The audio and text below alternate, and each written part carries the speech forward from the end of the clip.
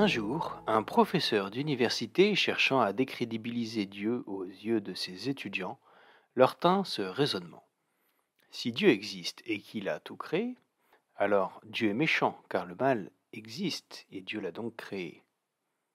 L'un des étudiants, qui se trouvait être le bien connu Albert Einstein, demanda la parole et posa cette question. Le froid existe-t-il? Le professeur répondit que oui, le froid existe. Qui n'a jamais eu froid, après tout? Einstein rétorqua alors que selon les principes de la physique, le froid n'existe pas. La chaleur existe. La chaleur est produite par un corps ou par de la matière qui transmet de l'énergie. Le froid, selon ce principe, correspond donc à une absence de chaleur.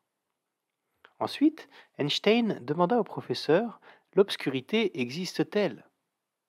Le professeur répondit que oui, l'obscurité existe. Il est facile de l'observer. De la même façon, Einstein répliqua que l'obscurité en elle-même n'existe pas, l'obscurité étant en réalité l'absence de lumière. Aussi contre-intuitif que cela puisse paraître, ce n'est pas parce que nous pouvons expérimenter le froid ou l'obscurité que cela signifie qu'ils ont une existence propre. De la même façon, ce n'est pas parce que nous pouvons voir le mal, la méchanceté, la maladie et la mort autour de nous que cela signifie qu'ils ont été voulus par Dieu. La conclusion d'Einstein fut la suivante. Le mal n'existe pas, monsieur, ou du moins, il n'existe pas de lui-même. Le mal est simplement l'absence de foi en Dieu. Il est comme l'obscurité et le froid, un mot que l'homme a créé pour décrire l'absence de foi en Dieu. Dieu n'a pas créé le mal. Le mal n'est pas comme la foi ou l'amour, qui existent, tout comme la lumière et la chaleur. Le mal est le résultat de ce qui arrive quand l'homme n'a pas l'amour de Dieu dans son cœur. Il est comme le froid qui vient quand il n'y a aucune chaleur ou l'obscurité qui vient quand il n'y a aucune lumière.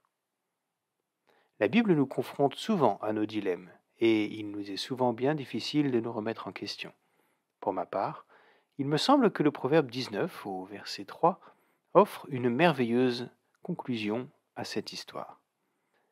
Les humains se trompent de route à cause de leurs bêtises.